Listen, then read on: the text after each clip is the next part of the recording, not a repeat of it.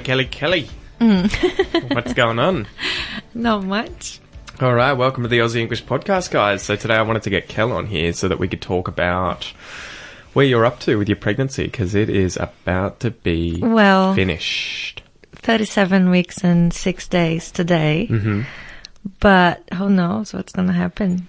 I mean, he's going to be born, but yeah, I think I know. but we don't know when, because there's the thing with the due date is it depends on the person. Like some babies come earlier, some babies come a bit later, and we don't know. So if you had to put your life on the line, if you had to bet your life when he's going to arrive, when do you think it's going to be? I think he'll come around the like 40 weeks. Yep. I don't know. Maybe because I'm a bit frustrated with what happened this weekend. Like, we were so excited and I had some symptoms and I thought, oh yeah, things are happening. But then everything's just fine now, and I'm like, whatever.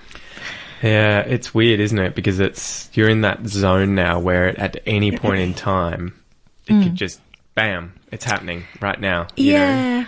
I was thinking about it. Like, it's funny because in 9 months, you always have something to look forward to. Like, oh, the babe's moving now. You mean the changes that are happening? Like, now you're showing. That's what's, like, everyone can tell you're pregnant now. But at this stage, you're just like, just waiting for the baby to come. And it feels like it's taking forever. Mm-hmm.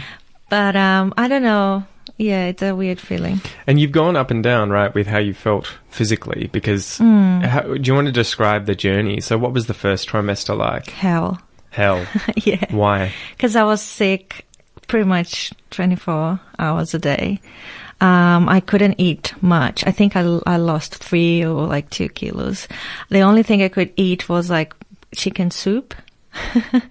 And it was really, I can't really complain because my pregnancy has been really fine, but I was just feeling crap and people could see it. I remember some of your parents' friends, we bumped into them one day on the street and they were like, are you okay? Because I was just so pale and like really sick.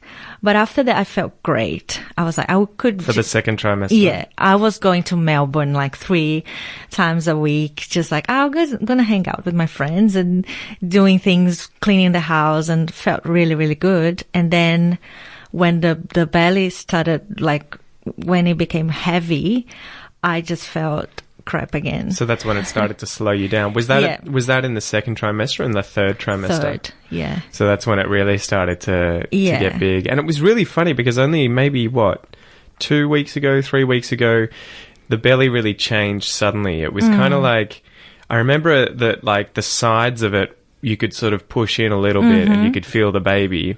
And then pretty quickly everything became rigid like a basketball. Yeah. Like really tight. Yeah. And you were like, it looked like you were bursting, And like it feels like that as well. It feels that you are out of breath and you can't. You got no space inside your body. You can't eat much. Yeah. That's the weird thing, because at the moment you're always hungry, but you can't have very big meals because there's no space for it. Yeah. So and then I think for like 3 weeks I was struggling to sleep. I had really horrible back pain and reflux, but now I'm fine again. Like every now and then I have heartburn and things, but I'm feeling good. She was eating those quickies, like candy. What are they called? Like lollies or quick dead, like to, I guess, change the pH of the stomach so that it doesn't burn as much from the reflux in your esophagus. Oh. You were eating those all night. I'd be lying there in bed, it'd be like 1 a.m. and I'd hear this. Yeah. I was like, I've got reflux again. Horrible. And I had never experienced reflux or anything. So it was really, one night I thought I was going to like throw up and I didn't know what was happening. But yeah, that's gone. And I guess for people interested in why that happens, do you remember the reason why that happened? You know how to explain that better than me. Well, you've got a whole bunch of hormones being released in your body that are there to loosen up your joints and to stretch your muscles so that your hips primarily and your uterus can expand and get ready for delivering the baby without damage happening to your body. And as a result, what you would call a sphincter around the top of your stomach, that's a muscle designed to close and open, is loose. Yeah, so it's open all the time. And so anytime he puts pressure on your stomach, the acid and the food and everything comes up into your esophagus. Terrible. I know, I had no idea that it was linked to that. I wasn't expecting reflux to be a significant symptom that you would be suffering whilst pregnant. And because I'm in touch with so many, online, not friends, but like other pregnant women, it's so common. Like everyone struggles with it. You're lucky if you don't have to. So but now I'm fine, and I'm just like, I want something new. Like I want the baby to come and things. So, but at the same time, we know that once he's here, it's permanent. Like, well, it's forever. It's currently permanent, but... Yeah, but I mean, like, do I wish my time away? Do I wish to change? Like, to rush things up a little bit and have him here? Like, do I get anxious about it? Or I try to enjoy, let's say, the free time we still have a little bit? So, I don't know. I'm kind of like, I want him to come, but at the same time, everyone's like... Take some sleep, just take it easy. It won't change. Like, once he's here, your life will change completely. So, I don't know. He is pretty easy to take care of at the moment. Yeah. You just, which is funny, right? Because as soon as he's outside the body, he's a total nightmare. Yeah. You have to feed him. You were saying you might have to feed him 12 times a day. That's the average. The average is 12, so it could be more. Yeah. And that's half an hour to breastfeed the new baby every single session. So it's going to be up to 6 hours potentially a day of you just sitting there fighting with this baby, trying to get him to feed. Not considering changing him, cleaning him, and taking some rest. I think the first weeks are really tough. And I think that's the best way to look at it, to assume they're going to be horrible and hope that they improve quickly. And on top of that, he doesn't interact with you. Yeah. Like, it's just this baby crying. Parasite. And then, I don't know. It's weird. But I hope it'll... Yeah, it's going to be surreal, I think, at least for me, because you've had him there the whole time. He's something that you can't escape. You're thinking about constantly, because he's moving, he's kicking, he's getting your attention. Whereas for me, every now and then I get to touch your stomach and I feel him, and that's my only real connection. Yeah. So it's going to be surreal when he's actually here and I can see him, interact with him, have to change his nappies, have to try and soothe him when he's crying. It's going to be an ever-present issue that I have to deal with, which will be, at the moment, I think, it'll be fine, but I wonder, it'll be interesting to do a follow-up podcast to see how things are. You'll be like, oh my God, we had no idea. Well, we've tried to set up our life so that it's going to be easy to have kids, so that I'm working from home and you're working from home, and hopefully we can trade off time. Obviously, I think I'm going to have to become a lot more efficient and probably get together a better schedule, or at least design a schedule around whatever the baby's schedule is going to be. Yeah. But I think it's going to make life easier. I don't know. I'm really glad you work from home, because most people, the father needs to go to work very soon after the baby's born and the mom's by herself. But I know that at least the first month, let's say, it's very... I think some men feel useless, like there's not much you can do with regards to feeding the baby. There is a lot. That's why they dive into work quite often, right? Because that's our way of contributing. But as a result of doing that, you're away from your family most of the time. And if you don't communicate well, you might be like, oh, he doesn't want anything to do with the baby. Whereas in fact, he can't, men, you can't breastfeed. Yeah. So I was talking to you about it yesterday, like, don't feel like you're not doing anything. There's so much you can do around the house, like work, and that's fine. But there'll be a time when you have to take care of the baby by yourself. The biggest role for me is going to be ensuring that you're comfortable, that you're happy, that you're as relaxed as possible. So if you need to go to the toilet, you can go to the toilet by yourself. If you need a shower, you can shower by yourself. If you want to go for a walk for half an hour, you can go and do that by yourself, and you can at least escape. So that's my job's going to be more to monitor you, I think. Yeah. And your job is to monitor the baby. To keep everyone safe. That's your job. I mean, like, sane and safe. That's your job. So how how does it feel, and this will probably be really useful for a lot of the listeners, what has the process been like being pregnant and getting ready to give birth now in a foreign country? Oof. Like, can you talk a bit about that to help listeners who are potentially in your position? Like Beatrice, if you're listening, Beatrice is a good friend of Kel that she met through the podcast who's has the same due date as you. Exactly the same. Exactly the same. Yeah. So it's funny because, we are very close now because of that. Yeah, exactly. But I'm sure a lot of listeners, it turns out like a lot of you guys have been messaging us and being like, oh my God, I'm pregnant as well, or my wife's pregnant too, and like we're expecting some blah, blah, blah. And so, can you talk a bit about your experience and what it's been like to give people an idea? I think there are different aspects of it. Like, I don't have my family here. Yeah. So with regards to emotional support and, I rely on your family. So that's the thing. Like, if you depends on your connection with your family. Like, say, if you are very close to your mom and you wish she was here, for me, like, I can't have that. So I had to, it's not the case for me. Like, my mom and I, we are not that close. And, if she was here, it would be amazing, but she's not. So I'm fine with that.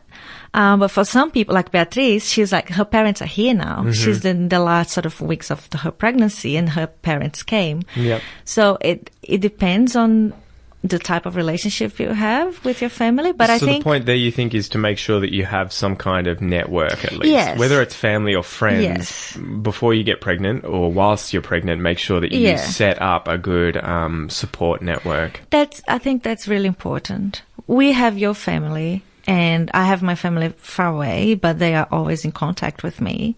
It's not the same thing. Like, I can't leave the babe with them for a night. And the other thing is your financial situation. Like, I don't have Medicare at the moment. So that's a burden you have to deal with if you are in Australia, let's say, and you are on a student visa. So pregnancy is hard enough, and then you have to deal with practical sort of financial and things. Unforeseen expenses, right? Do you want to talk about what it's cost you? Oof, and maybe the different kinds of appointments to give people an idea. So if they are over here and they have insurance, even if they have insurance, they have to pay for things up front and they may not receive all of the money back. So what's your experience been like? What have the appointments been like? How much have they cost? So I'm covered by my student health insurance for pregnancy and everything. Ching-ching. Yeah. Very lucky, because at the start we didn't know. It was pretty weird because you had two systems set up. She had to pick one. She had two insurances. Yeah, I have one insurance which is the one I paid up front for before I came to Australia. And then I changed my visa and I have a new one which doesn't cover me for pregnancy. Yeah. But then I was like, but the other one, might do. Like, I have to check with them. And they were like, yeah, fine, everything's fine. It doesn't mean that I don't have to pay for things. So even if you are covered, you're going to pay. Like, say you're not an Australian citizen, you're going to pay. Yeah. But the thing is, the health insurance refunds you. Yeah. So you can claim, like, say, the appointments we have at the hospital now should be like every week, but we're trying to negotiate with them, so we go every 2 weeks or something. $332 each. Yeah, for 10 minutes. 10 minutes, literally. With an obstetrician. Yeah. Especially for us, like, the pregnancy has been fine, so there's not much to discuss. Well, and that was the thing, right? An unforeseen thing that happened was that you mentioned, I think you mentioned that your family had preeclampsia, a certain condition where I think not enough blood gets into the uterus to the baby. And so they said, oh, okay, well, we'll just give you an extra 2 meetings and 2 ultrasounds, each of which is like, so each meeting with the obstetrician was $350. Each ultrasound was what, $200? $150. Yeah. And so all of a sudden, from them just being like, oh, we'll book you in for an extra bunch of things. Even if you get all that money back, you need to have that money to pay for it up front, and then you have to apply for it to be sent back to you. So you have to kind of keep that in mind, right? So that's it. Like, you get some money back. You might not get everything back. So with the ultrasounds, I get say I pay $150, I get $80 back. Yeah. And with the appointments, luckily, I get everything back. With the appointments with the obstetricians, you do? Yes, yeah. I get everything back. Every time you've had to go to the doctor, like the GP, the general practitioner, you only get, what, half of it back or none of it? Probably less than half. Yeah, so that's usually $100 and something for, again, 10 minutes with the GP down the road here. And sometimes they can bulk bill it, I think, where they give you the lowest price. But often they decide how much they're going to charge you. My GP is really nice. Yeah. And I'm always pointing out, like, oh, I don't have a Medicare. Like, and she's like, okay. So the other day I had an exam, like I had a bunch of things done, and she charged me like the lowest rate. So it was really nice. But yeah, you have to think, if you are in Australia or in another country which is not your home country, and you don't have your family around you, and like, that's a lot to think about, like your financial situation, your network, as you said. I think it just goes to show plan.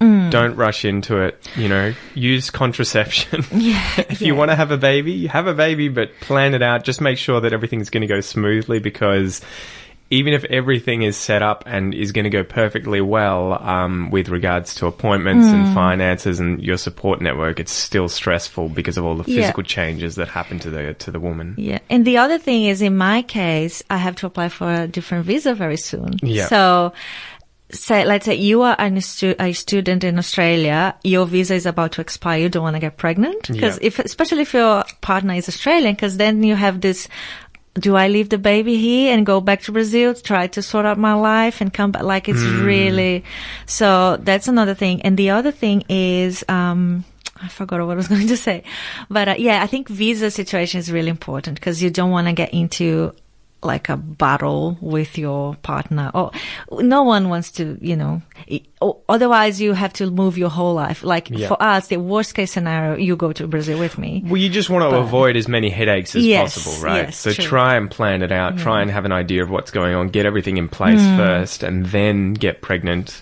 then have the baby. But, if you're just flying by the seat of your pants, you're in for a rough ride. So much. The other thing I just remembered, I want the baby, like, obviously he's Australian and he's Brazilian, because, I'm Brazilian, you're Australian. And we have to go to Canberra, to the embassy, get his documentation done, like everything. That's another thing you have to think. Because I know it's so easy to, I'll do it one day. I'll do it at some time.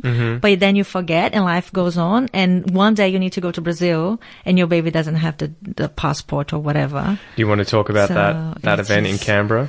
Which one? With the Brazilian family who had to leave because you can tell the story. Well, what we think happened was they had a baby, lovely people, but they had a baby, and this was a Brazilian couple that had come to Australia, and when we met them, they had a 3-year-old son. Yes, but apparently we think she didn't say anything to the immigration. Yeah. So she'd given birth here. Yes. She'd had the son here. They'd been here for many years working on a working visa or whatever it was. They'd given birth to the son here in Australia, but they'd never said anything to immigration. The thing is, they are both Brazilians, so, it's fine, because fine to an extent, because the baby is not Australian. But because the baby is not Australian, you need to inform immigration that your situation has changed, because you need to make sure the baby has health insurance. Your visa covers the baby, because the baby gets automatically your visa criteria situation. But you need to tell them. Well, they just need to know how many citizens are in the country or people from overseas are in the country. They need to have track of that. And so if you want to apply for another visa, you have a dependent, right? Like, you have a baby, you can't. And apparently she didn't do any of that. And she applied for a different visa, and then she mentioned the baby, like a 3-year-old, and she was like, and immigration was like, nope, you're going to have to go back to Brazil. You have to go back. So again, I guess it's one of those things where it's important to just get all your ducks in a row, right? Yeah. Line up everything, have everything sorted out, have everything organized, be very systematic and absolutely just prudent with what you do so that you don't have any unforeseen, hurdles in the future coming up and really disrupting your life. Because she had to go back to Brazil with the kid. The husband stayed here and was still working, at least up until we left Canberra months later. And she wasn't, I don't know if it was certain that they could ever return to Australia, or at least they would have to go through the whole process again of paying for visas, organising everything again. It was a weird situation. I don't really know what happened, but exactly what you're saying is correct. Like, I want to, so we have the baby. Baby's documentation is like ready to go. With regards to Medicare and everything. Then we apply for the visa. Then we can think about other baby. Like, I don't want to rush into things. And I think pretty much all you need to do for him is put my name on the birth certificate and he's sorted, because I'm Australian. So as soon as his father is Australian, bam, and he's in Australia, bam, he's sorted. Yeah. But it's a different story if you guys are both from a foreign country. And even he's Brazilian, but we will have to go to Centrelink, get his, so it's not just like automatically. It is because he has all the rights you have. With regard to public health and everything, but we need to make sure the authorities know about him. So I don't wanna have any issues with that. So it's gonna be an intense year, I think. Like, trying to, and I don't want to delay going to Canberra to get his passport or anything. I know he's gonna. Well, we have to wait a while, right? He can't really leave the house following the first 3 weeks. So do you want to talk about how that's set up and vaccinations? Because of the vaccination, So I got what do you call, whooping cough? Yeah, whooping cough. I've forgotten all the other ones. Tetanus, whooping cough, diphtheria. I'm not sure there's a few of them in there. So the immunity he gets, but then when he's born, he needs to get his own. He has to get a booster. Yeah. So that his immune system gets hit with the same, the same, what would you call them, dead viruses or whatever, again, to get an immunity to that stuff. So usually, I think like 6 weeks. Something like that. He can't, it's not that he can't leave the house, but I wouldn't go to the shopping with him or like. Well, you can probably take him walking and stuff. You just keep him away from other people. And it's going to be winter, so it'll be like lots of, and at the moment we have the flu going around. It's meant to be one of the worst in Australian history. The flu. Apparently 4,000 people are going to die this year in Australia. Crazy. Obviously, mostly young people and elderly people. But hopefully Noah can avoid that. Even though you've also had your flu vaccine. I did. I haven't. I know. I'm just going to stay inside.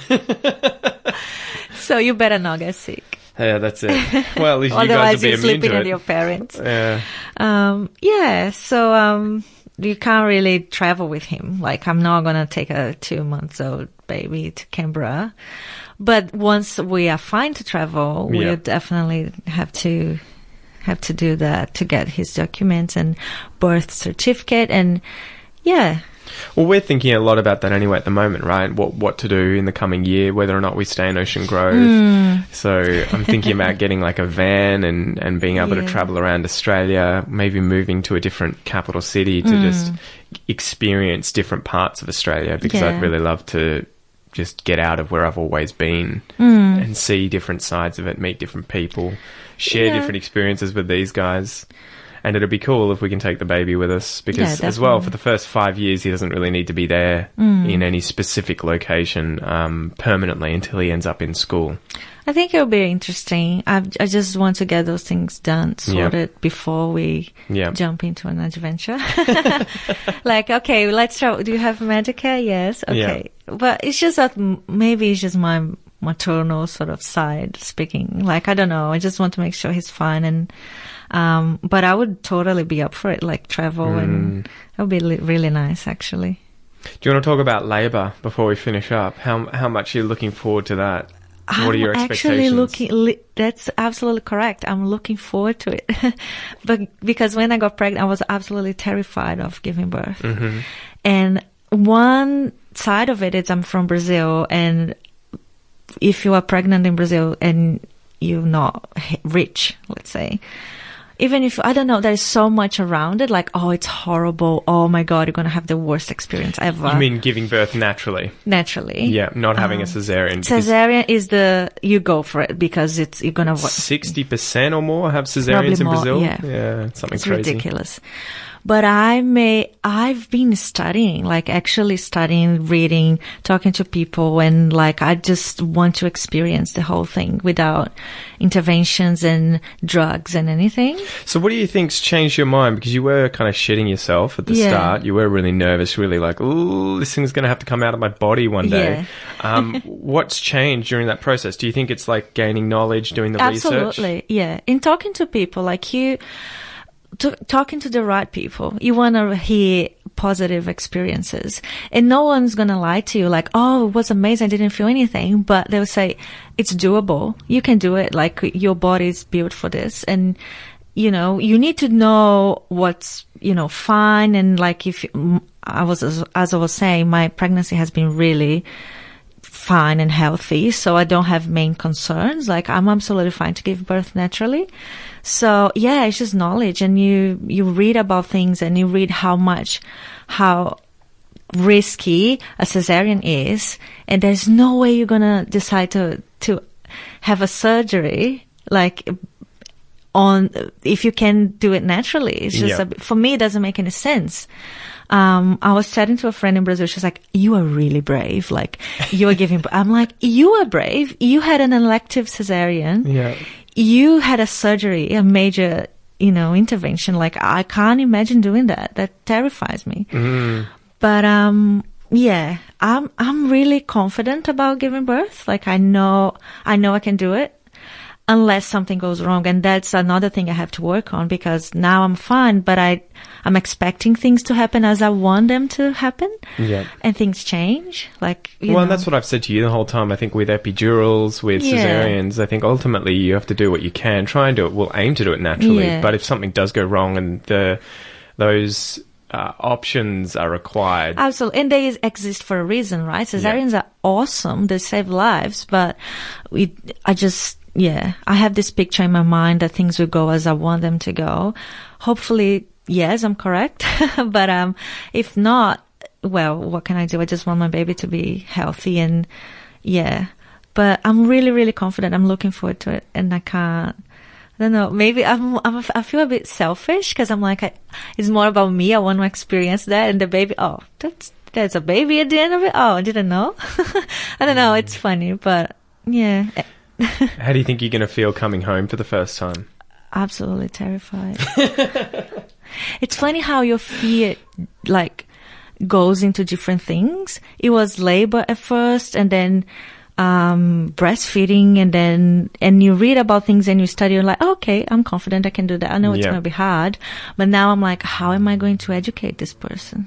How am I? The good thing is you have time to work that out. Yeah. You don't have to come home and have a plan for the next 20 years. Absolutely. Laid out. And even if you think you have, it's not going to work It's anyway.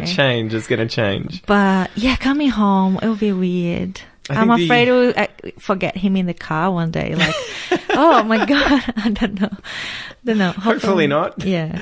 I think the one thing that I'm nervous about is just lack of sleep. That's all. I just don't know how well. Maybe I'll adapt to it really well. Maybe I won't. But that's the only thing that I'm really sort of nervous about. And crying constantly. Yeah. So I'm just hoping, oh my gosh, please be a good baby. Be a good baby. We'll see. Yeah. He'll cry a lot, and there'll be days, nights, we won't be able to sleep, but things do get better, I think. I don't know. Maybe because I know that's the number one thing everyone tells you when you're pregnant. Oh, you're never going to sleep again. So I'm like, I just assume the worst. Yeah, I just assume I won't be able to sleep forever. It's just, yeah. No, cool. All right, Kelly. Well, thanks so much for joining me today. I think this is going to be, I'm almost 100% certain this is going to be the last episode on pregnancy that we're going to do for a while. Hopefully. I reckon we might do more in the future when you get number 2 in the oven, in the bun in the oven. But I think for now, I have a feeling that he's going to be here in the next week. Well, let's see. Maybe like 41 weeks pregnant. Oh my God. Like, no. Hopefully not. But we can probably do an episode afterwards, and you can talk about obviously the labour. Yeah. And I want to vlog it as well. Like, I want to have this. Yeah, we're going to try and make an episode where we can put that on YouTube and like we did with the wedding and everything. Give you guys a front row seat to the birth. Let's see. Yeah, anyway, cheers guys. See you soon. Bye.